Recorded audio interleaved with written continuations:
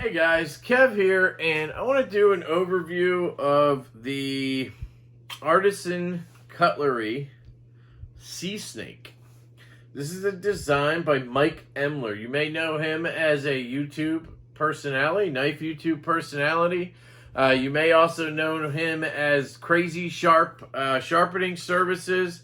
And you may know him from his designs. And you may know him from working with Ferrum Forge. So he gets around a little bit.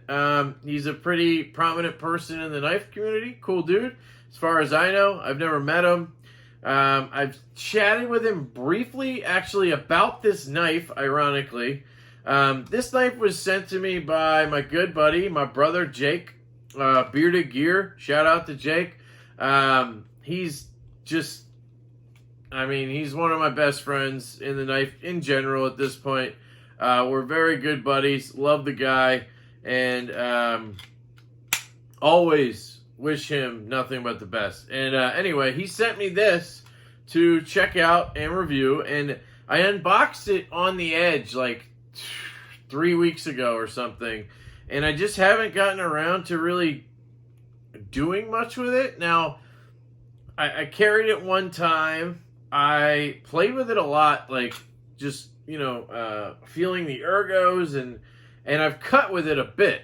So I feel like that's what most people would do. I'm still going to call this an overview, I think, not a full review. But I feel like most people would do exactly what I did. It would sit around, and you would carry it occasionally because it's a little big to be a neck knife, guys. It's not heavy or anything. And the way the paracord or whatever is done, it feels comfortable. Like, sorry, Jake, that's going under my shirt. But like, I don't know. It's just kind of big. So if I lean forward, you see this thing come up. And I don't need a neck hanging off my knife. I don't need a knife hanging off my neck like a fucking boat anchor, right? So, again, not that it's like heavy or anything, but it's fucking huge for a neck knife. It's fucking huge. Now, I don't know if it ships with something to strap it to your... Because to me, this is an EDC fixed blade. This would be a fantastic knife to put up front, like appendix style, and then be able to just pull out and resheath. It should definitely come with some kind of a belt loop. That would be ideal. Of course, it has these 3 holes, so you could maybe make one. But, like, this knife out of the box should come with a belt loop. And maybe it does. So I'm not trying to, I'm just saying it should come with a belt loop because it is obviously better suited for that. Unless you're fucking Hulk Hogan or Arnold Schwarzenegger and this fits between your giant pecs, right? Anyway, I just wanted to note that. But anyway, I talked to Emler about it. I don't remember where or when. It was like in the comments section of one of my videos, I think. He messaged about, I don't know what the knife was, to be honest. And this came up. And he's like, you should try one. He said he would send me one. And I was like, well, how much are they? I'll just buy one, right? And I think he said they're like $40 or $50. And he said, go to Artisan Cutlery, whatever it is, their website. Use my code. And if you buy it there, I get something for it. And I was like, okay, sweet. And he gave me a discount. He said, use this code. I don't know if I would get a discount or not. But he gets credit for it, which is what I want. Obviously, I want as much money to go to the maker as possible. So even if I don't get a discount, I'd be willing to do that so that Mike would get the most out of it, right? So I go there, I use his code, and his code doesn't work. It just keeps saying error, code not valid anymore, or code not whatever. So I email him back. At this point, we're emailing. And I was like, hey, dude, your code didn't work. Did you send me the wrong one? Do you want me to try something else? Whatever. and I never got a response. And I get it, we're all busy, whatever. I don't hold that against Mike at all, but that's why I never actually bought one. And then Jake sent this to me as basically a surprise knife. We do that because we're gay and we love it, and that's awesome. And you can shut the fuck up. Anyway, talking to Kyle Lanfear. But anyway.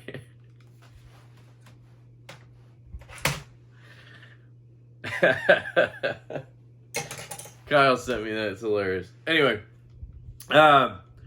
so that's how I got this knife. All right, came in on loan from Jake, and from what I can gather, it's really good and it's really cool, and I like it. It is an AR RPM 9.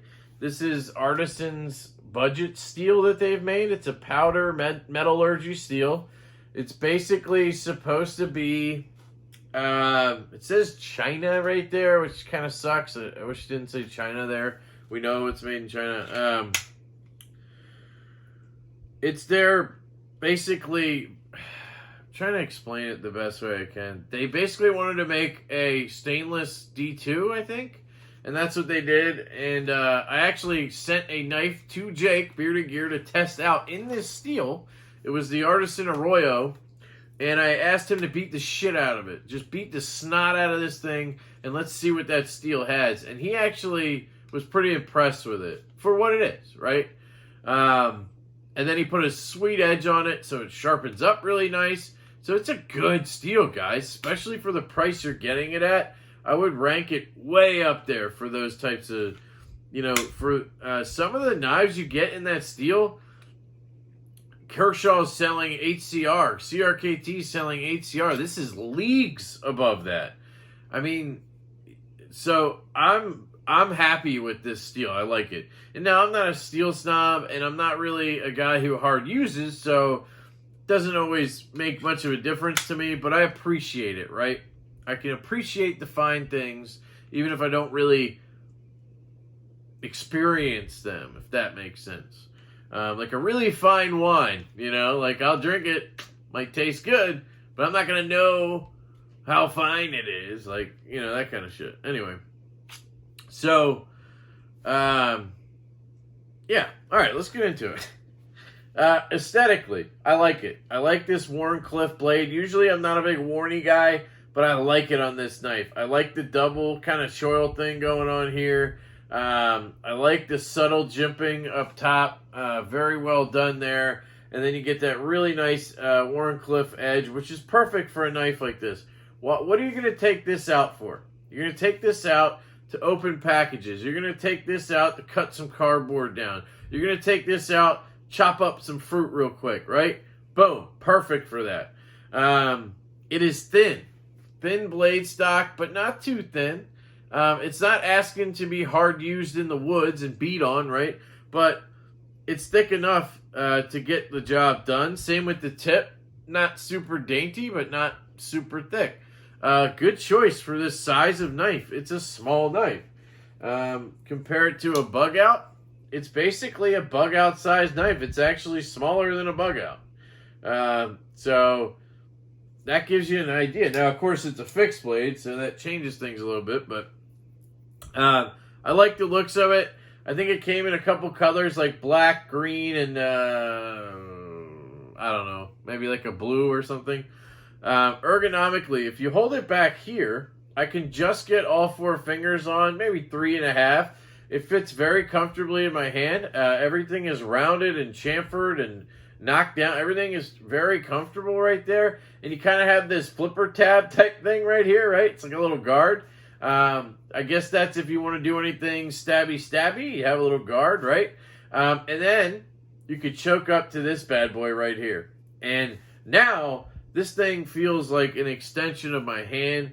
It kind of feels like, I don't know how to explain this, but you ever hold I'm not a big knife fighting guy or whatever, but you ever hold a karambit, like a very well-made karambit with the ring and everything? It just feels like part of your hand, like it just melts perfectly. The choils and everything just fit absolutely perfect for the hand, right?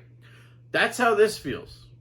Um, that is exactly how it just melts. It's just so fantastic. I love it.